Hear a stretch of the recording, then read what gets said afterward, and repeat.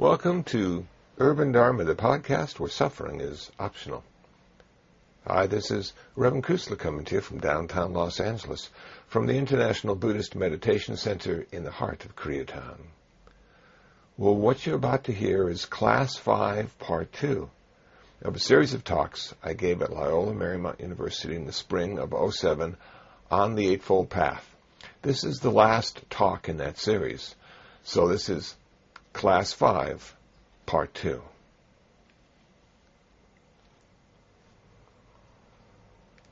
Okay, what do we need to do to take this stuff with us? And that was one of the questions I had, too, when I first came to Buddhism. What did I need to do to become a Buddhist? Now, I'm not assuming any of you can become a Buddhist, but you might want to enhance your spiritual practice. So what would I suggest or recommend for you to do? The first thing I would recommend is Amazon.com or my website with the free ebooks. It's good to have some reading. It's good to be able to investigate through books and articles aspects of Buddhism that you found fascinating, interesting, or that you sort of hesitated with because it felt uncomfortable.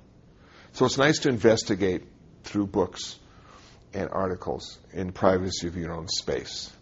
The next thing you're going to need is a teacher. And teachers can be hard to find because you might want a really good teacher. And they're very difficult to find. So sometimes a teacher can be just someone who knows more than we do, who's been doing it longer than we have, and can sort of, help us through the little rough spots in our own practice. Most of all, it seems to me, Buddhist practice is sitting alone with others. Our practice will be mostly done by ourselves. And that's not necessarily bad. It's joyful, though, to get with a group who's doing the same thing you are, having the same issues and challenges you are. Maybe they can make your journey a little easier. Maybe they can share some of their experiences with you so you realize you're not completely out of sync with what everybody else is doing. And the third thing is you really need to have your own practice. You need books. Books might include sutras or commentary or overviews by other people. You need to have a teacher and you need to have a practice. And a practice, I guess, is the most important component because it's something you're going to be doing the rest of your life. And so you need to find sacred space in your house, apartment, wherever you live. And if you don't have sacred space, you need to make it sacred. You need to get that corner, that closet you haven't used for a while, and make a little space for reflection or prayer, meditation, contemplation, concentration, whatever you want to call it. You need to have that space, and then you need to keep returning to that space and re-energizing it, shooting it up with your spiritual energy. So now it just sort of vibrates all by itself. And when you come to your space, you know what to do. It's now time to sit or kneel and bow or chant or just sit quietly. Some people like candles. Candles are nice. I like candles too, but candles cause fires, and it bothers me sometimes in our old houses when people come and they start lighting candles and they walk into the room, they got 30 candles lit, and they go, "Look how nice this is." And I'm thinking, yeah, the insurance and the people homeless because the place burned down. So we can use lamps or lights. They have some wonderful lamps and lights that can give that same kind of feeling to the situation. Flowers are good. I like flowers. Flowers teach us a lot. One of the things that took me a long time to appreciate was the fact that you don't kill flowers, you harvest them. Because I thought it was just an odd thing to show your love or appreciation to another human being and give them a bunch of dead flowers. I'm thinking, how about live flowers so they can continue? But no, we like to cut them and put them in sugar water and then say, "Here, this is how much I love you. I've got dead flowers for you." Oh, thank you. So the thing I learned about the dead flowers is that they change quickly. The water that's used in those flower vases, after a few days, the stench is remarkably repulsive. And that's good. And then those wonderful radiant colors just sort of get dull, and this starts to wilt and drop to the floor. And that's exactly what we're going to do one day. So for me, when I have flowers on the altar, it's my teaching of impermanence. I marvel at the beauty in the beginning, and I just am so sad at the end because there's nothing there that I would even want or be attached to. And then I look in the mirror and go, see, one day you'll be that flower. So flowers are nice. I like incense as well.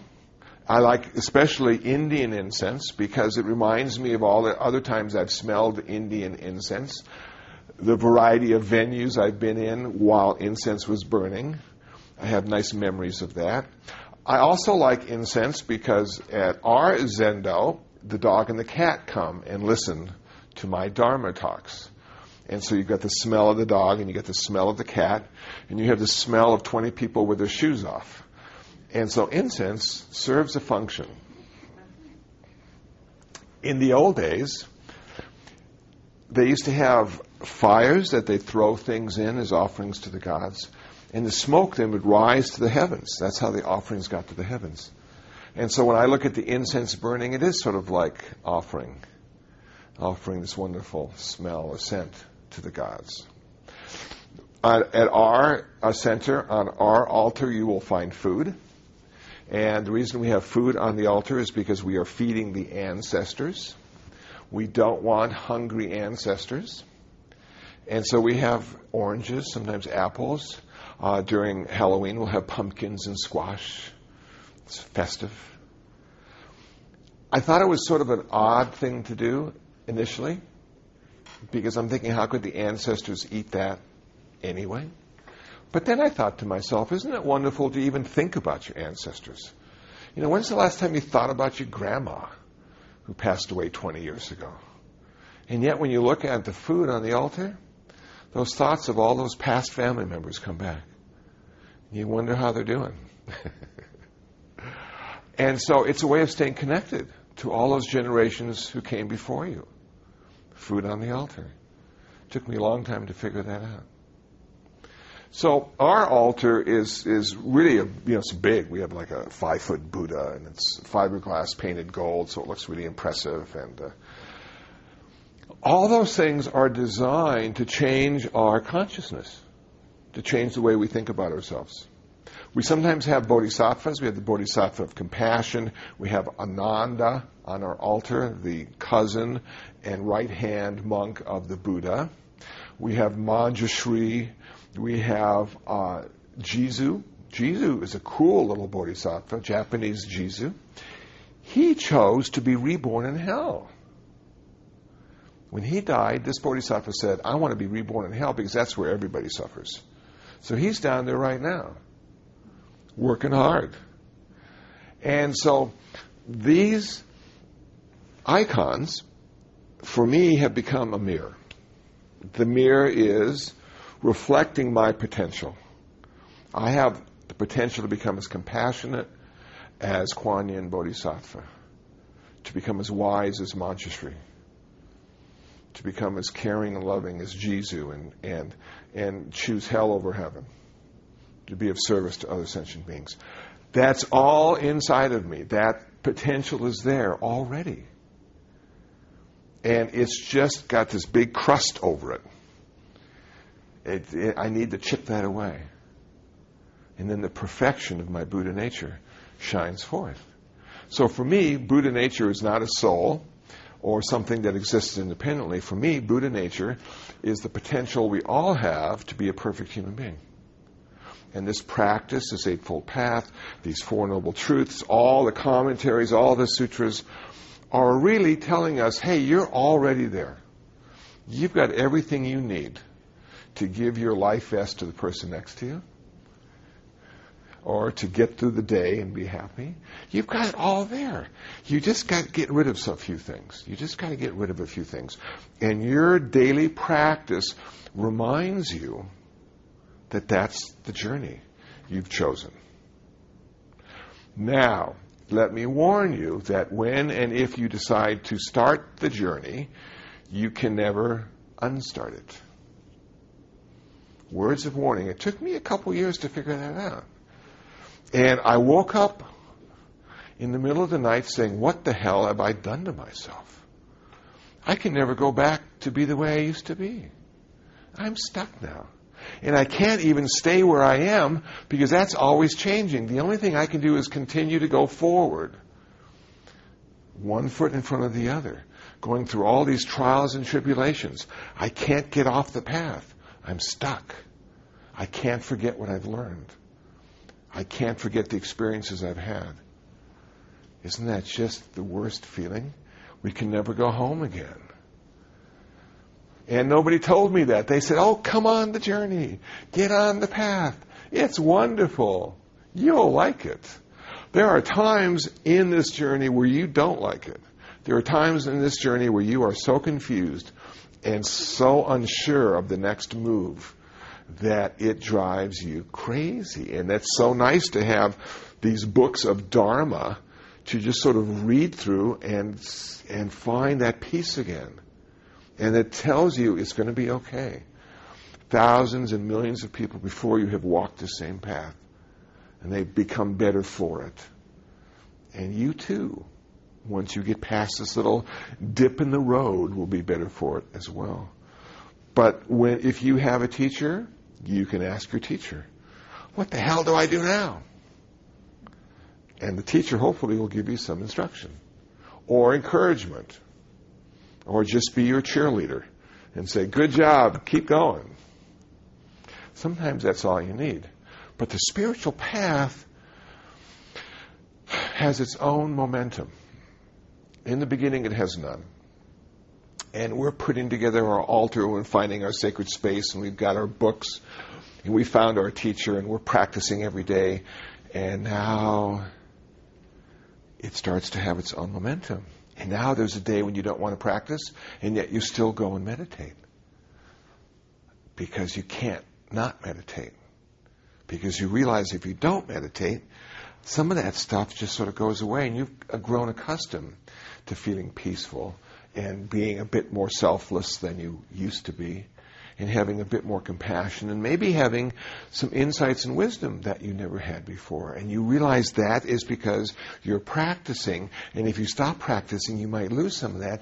And you don't really want to go back to the way you used to be because you feel really comfortable right now. It's nice to have a little synchronicity in your life. It's nice to walk in a room and see people you know instead of strangers.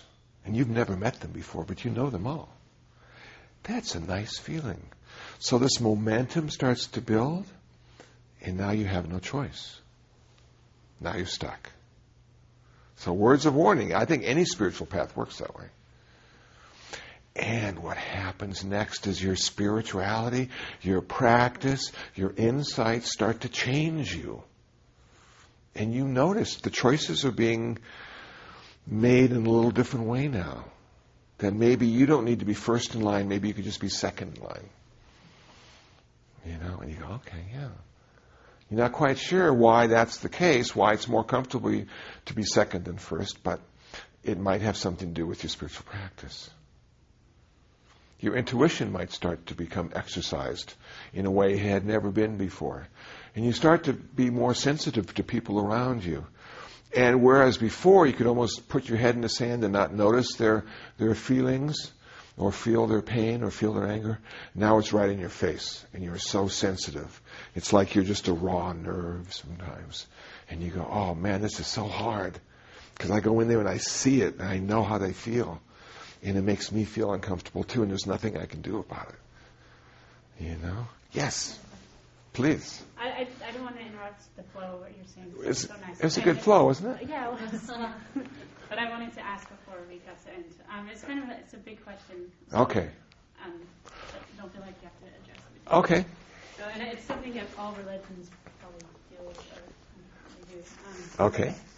So how does Buddhism make you accept how bad the world is? So, like, for example, my parents are Christian, and I would read the newspaper, and I'd say, Mom, it's terrible. Like, how can you believe in God that would create this world that's so much suffering and so awful, and just, why would a God create that? And she just said, oh, well, it's a broken world, and we live in a broken world, and just sort of, you have to accept it. Okay. So how does what's Buddhism's take Say about acceptance. Yeah. What does Buddhism say about acceptance? It's funny you brought that up, because you know what? Tuesday night, I was at UCLA at the Buddhist Club.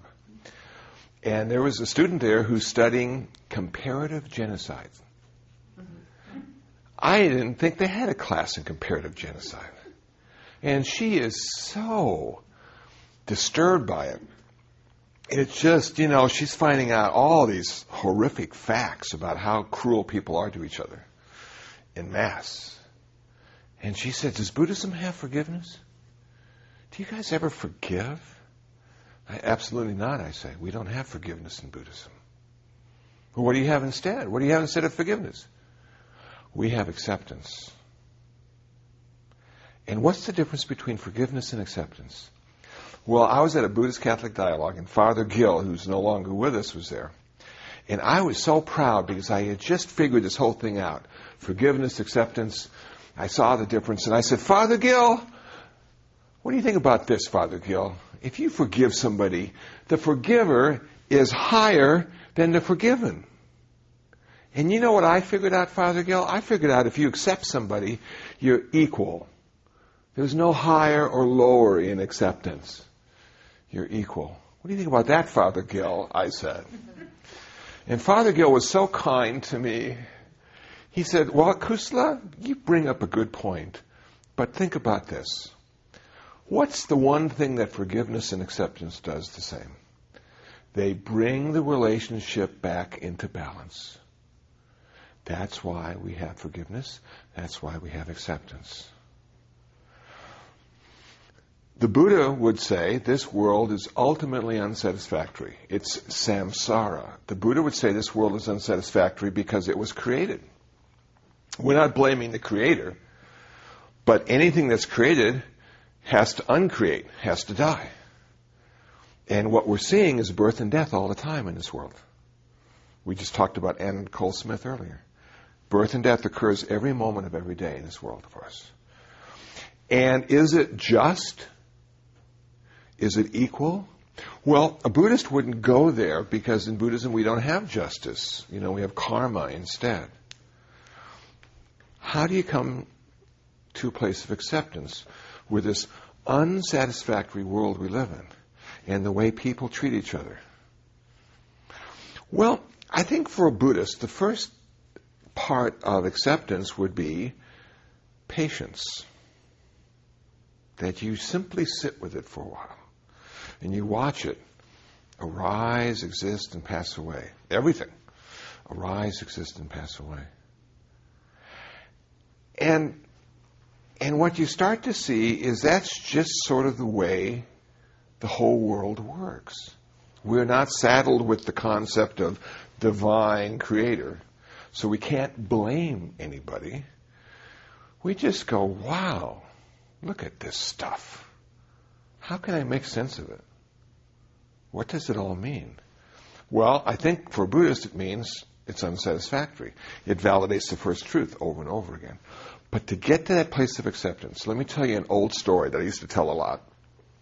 I was practicing acceptance and I was practicing patience. And I said to myself, in Los Angeles, what's the best way to practice patience?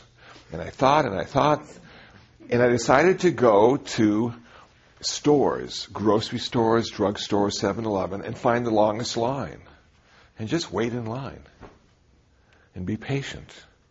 Oh, and it's so difficult because you look at the people, they're totally incompetent at the register. How did they ever get this job?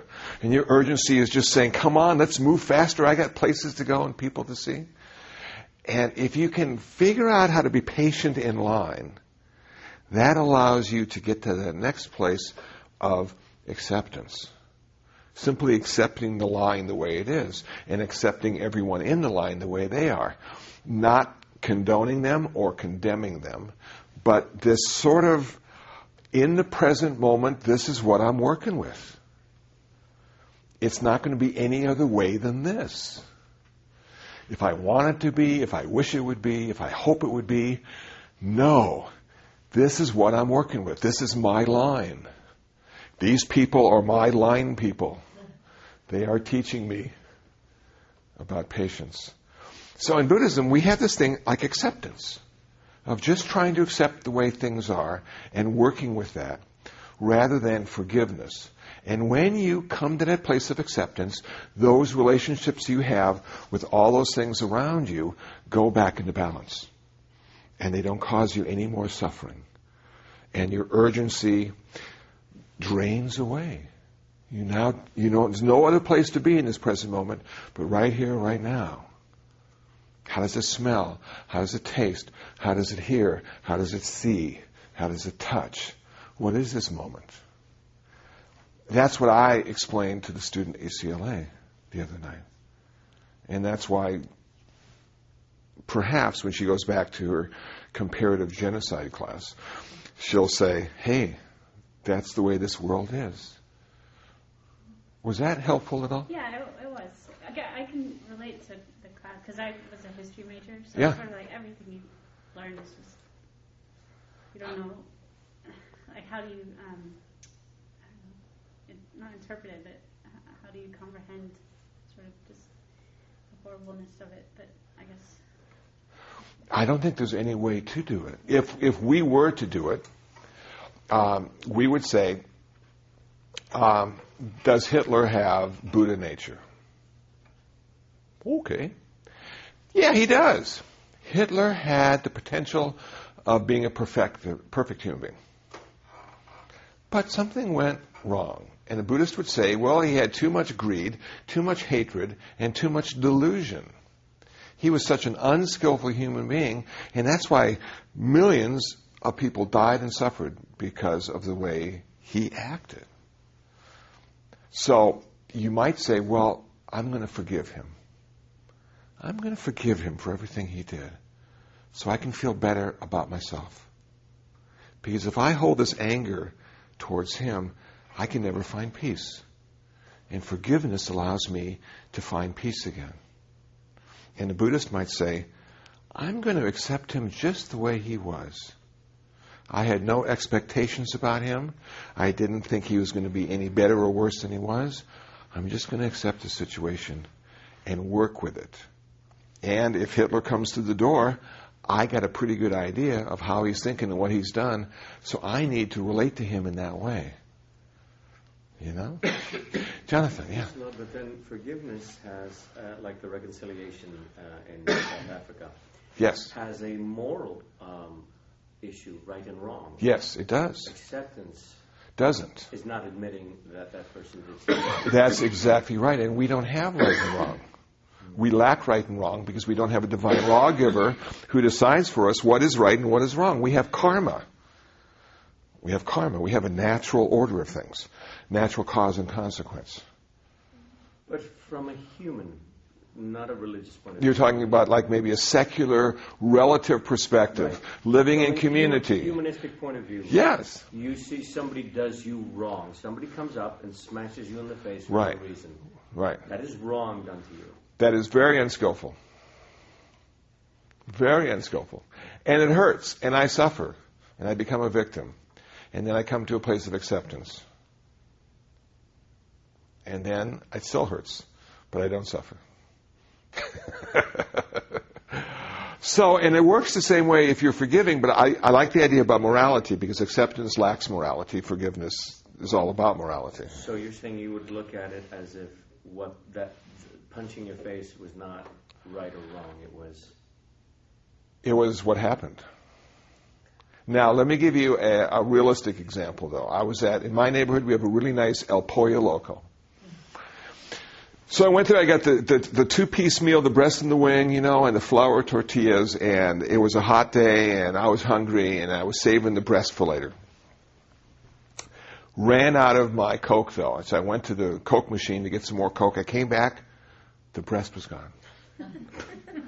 And I'm looking around, And I see this homeless guy walking out the door, and in his right hand is my chicken breast. And he's walking across the parking lot. And I'm angry. And I can't accept that he took this without asking my permission. I can't accept it. And I'm not ready to forgive him.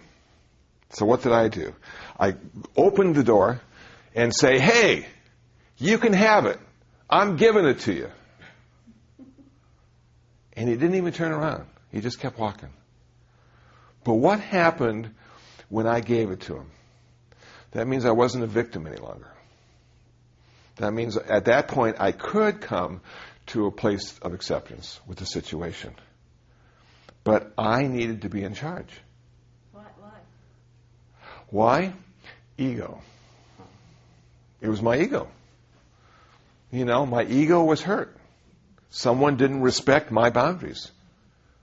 That was my plate, my table, my chicken breast. I had a receipt.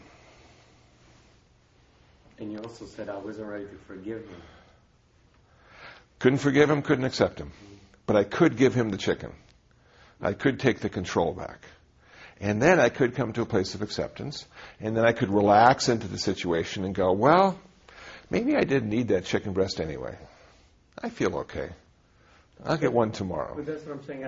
From a human point of view, That's a very human point. Valid in your feelings. Yes. And it's not. Forget about right and wrong. It was human. It was human. The way you do. And I wanted to come back into balance. I was out of balance. And I wasn't enlightened.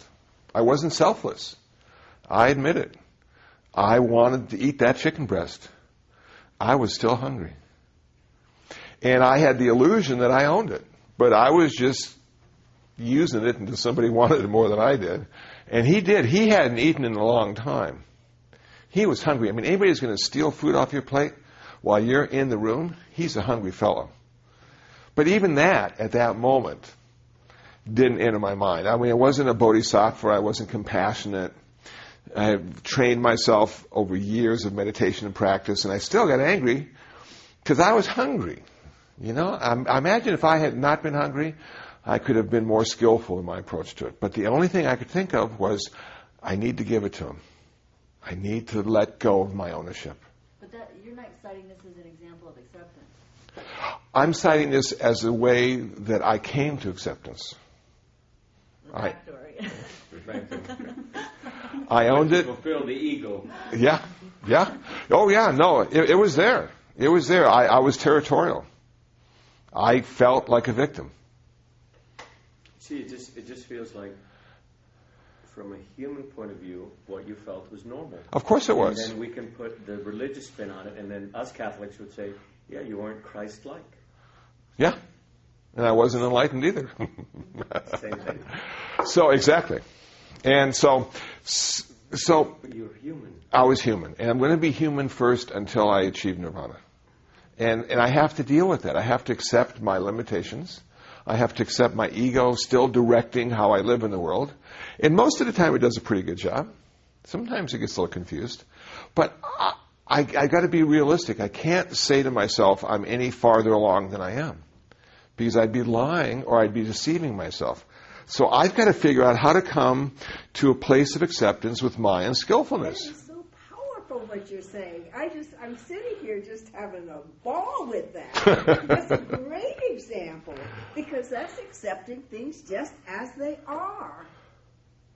I mean, Through the back door, yeah. What else? What else? Are you going to go punch him out and take the chicken back? It just is. It just is. And that's what life is. It just is. It's neither good nor bad. It is. And if I'm going to have comfort, if I'm going to have I'll use his word. If I'm going to have my equilibrium, my balance, then it is what it is. And that's it. And I let it go. And I keep going. Because that's just like everything else. It rises, lives a while, and then changes. And that's that too. That's where I see it. But I like that. Thank you. Because that's something I can understand. Well, it's a very human approach to finding balance, I must say. I'm not proud of that, but I'm just relating that's the factual account of dealing with having a piece of chicken stolen. Yes. What do you do next? Well, that happened to me at one. It wasn't a chicken. Okay. I was visiting someone who had gone to an assisted living place. And so I had my little, whatever it was, container of fruit to give. And one of the people living in the assisted living place just came over and just started taking the fruit I was bringing for my friend. And I thought, that's my not gift. for you. That's yeah. That's my gift. Yeah. And then what am I going to do? Go take it out of her mouth? You're stuck. So what did you do? I didn't do anything. Okay. I left it and I just said, well, there it is. There it is. And so I took what I had and I gave that as a gift. So two people appreciated the gift rather than one. That's good. That's nice. Jonathan. Can I ask you about ahimsa and the only reason? Sure. It's always to me been such a powerful concept. Yeah. That I've never quite understood, and maybe because I got beaten up a lot, so it got to the point where no more. I would fight back, and I'm always amazed, Martin Luther King, Gandhi, yeah. To accept that kind of physical violence and not raise. Again, we go back to Jesus. Don't raise. If they slap you on one side, give the other cheek. It should not. Again, we go back to the human. The human would say, you hit me once, you try to hit me again. I think it's human, for me. Ahimsa. Yeah. I think what you're talking about is an eye for an eye, tooth for tooth, and revenge. No, not revenge. Okay, but eye for an eye, tooth for tooth? Not even that. Okay. No, I mean... So you would hit them so they would stop hitting you? I ask you not to do it again. Okay. You do it again, I'm going to smack you back. And that way they won't smack you back? Absolutely, because the bully will keep bullying. Okay, yeah. And this ahimsa thing where you just weary out, you just wear out the opponent. They just wore out the British. Yeah. Civil rights just wore them out. Yeah. So something got done. And we did too, didn't we? When this country came into being, we had the Minutemen used to hide behind trees. We were already here. They're going to leave sooner or later. They're all dressed in these red, I remember the Walt Disney things, and that's cool. Okay, I look at it this way. I look at it as either physical or mental. And so oftentimes it may be physical energy rather than violence. I think violence has a mind state of anger and hatred behind it. And can you hit him back without being angry? If you could, that might be nonviolence. But that is difficult. And let me tell you a Zen story about that. The shogun, I might have already told you. Okay, yes. So could you take out your opponent without hating him, without having anger? And in the little article in the newspaper, when the police officer said, I might have to use lethal force, what would you recommend? And I would recommend not to kill out of hatred and anger, but service or duty to the community. And in a way, that might be nonviolence. Because their job is to protect the... That idea of... Yeah. What you do is you disarm the person. Yeah. You use that negative force to disarm. As much force as necessary. Not to hurt, but just to stop. Yeah, as much force as necessary, which is what you were talking about. You wouldn't punch him back because you were seeking revenge, or an eye for an eye or tooth for tooth. You just wanted it to stop. And so you had to show force in order for force to stop. Right. But if you could do it without anger or hatred, would it be violent? It's interesting. I'm not a philosophical person. Well, maybe a little bit, but so that's how I sort of look at it. To just simply accept the violence Yeah, people have done that, and it can work. And Making Sense of the 60s was a PBS program a couple years ago where they talked about the equal rights for blacks and equal rights for women. And what they would do is they would practice being beaten, the blacks would, before they would march.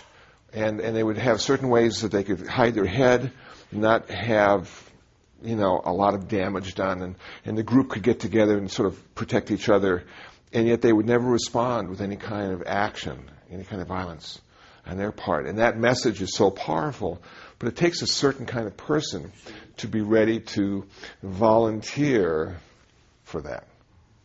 I don't think most people are there.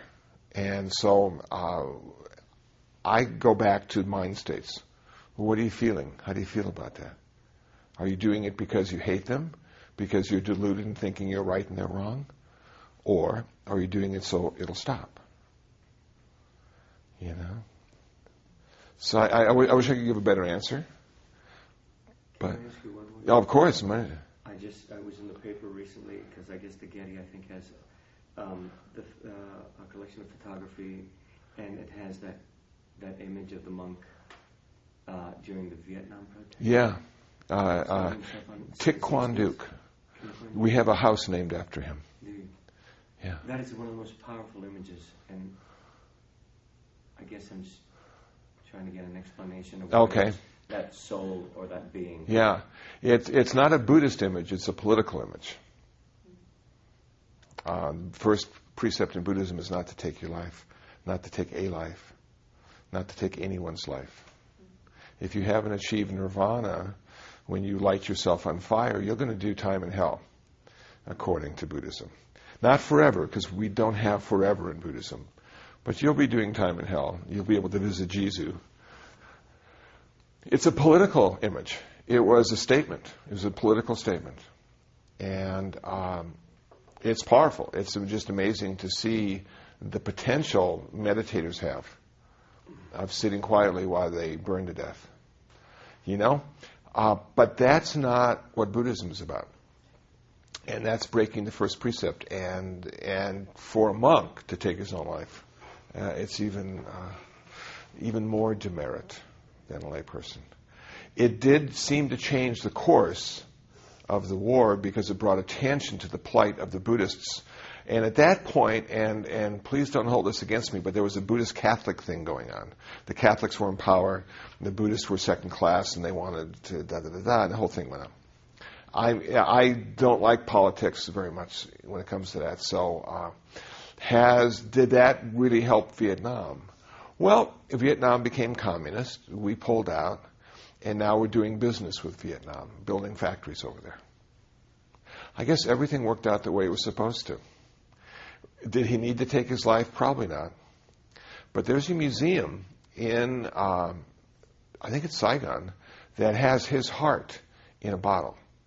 Thich Quan Duc's heart. And the reason his heart is in the bottle is because it didn't burn. And the Buddhists say it didn't burn because he had so much compassion. Yeah. It's interesting.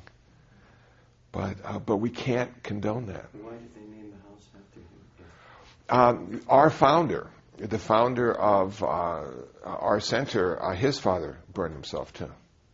And our founder wanted to burn himself as well in protest.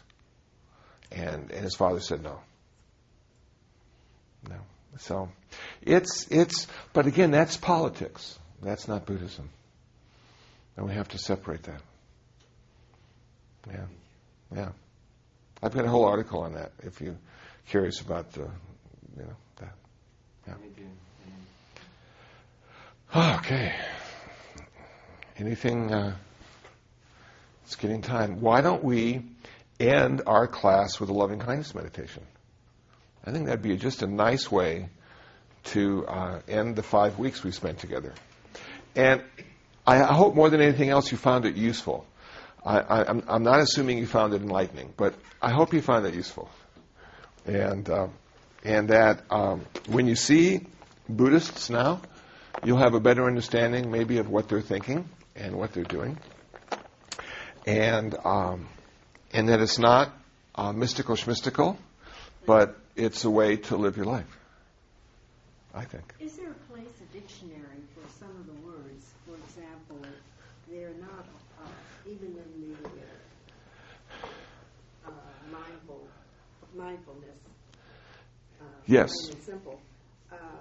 There's still terms that are used, which the Buddhists use. Yes. And I have, again, see, this is online for free download. If you go online for free download, I have an encyclopedia available and a dictionary, a Pali English dictionary, which reads more like an encyclopedia. And you get the Pali word and it has the English translation.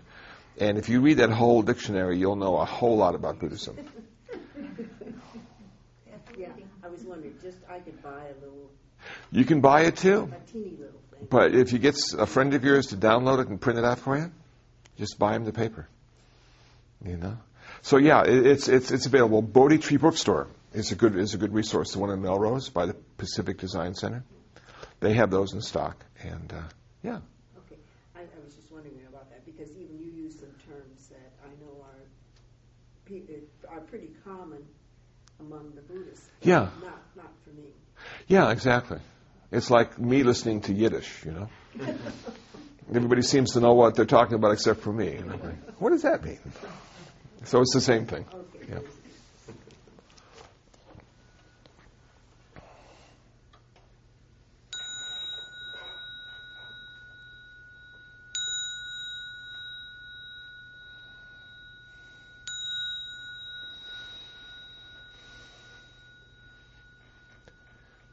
May those of us who have come together tonight, in mind and heart, be happy, peaceful, and free from suffering.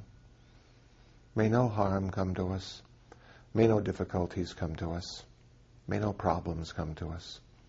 May we always find fulfillment. May we also have patience, courage, understanding, and determination to meet and overcome the inevitable difficulties, problems, and failures in life. May our parents, our brothers and sisters, our friends and relatives, all the people we don't know, all the people we don't like, may they too be happy, peaceful, and free from suffering. May no harm come to them. May no difficulties come to them. May no problems come to them. May they always find fulfillment. May they also have patience, courage, understanding, and determination to meet and overcome the inevitable difficulties, problems, and failures in life. From the highest realm of existence to the lowest, may all beings arisen in any of these realms, with form and without, with perception and without, with consciousness and without. May they too be happy, peaceful, and free from suffering. May no harm come to them. May no difficulties come to them. May no problems come to them. May they always find fulfillment. May they also have patience, courage, understanding, and determination to meet and overcome the inevitable difficulties, problems, and failures in life. May the suffering ones be suffering-free, the fear-struck fearless be. May the grieving shed all grief, and the sick find health, relief.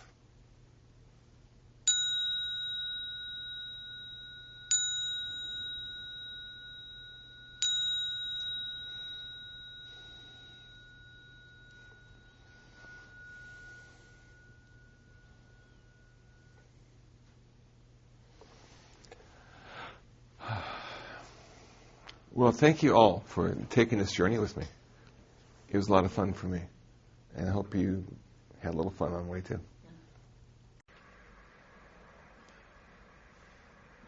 Well, that does it. That was Class 5, Part 2, in a series of talks I gave at Loyola Marymount University in the spring of '07. Hope you found it interesting. Hope you found it useful. If you'd like to know more about me, please visit my website, kusala.info, kusala.info. If you'd like to download some free ebooks on Buddhism, please visit buddhabooks.info. That's buddhabooks.info. Well, until the next time, until the next podcast, be happy, be peaceful, and most of all, be free from suffering.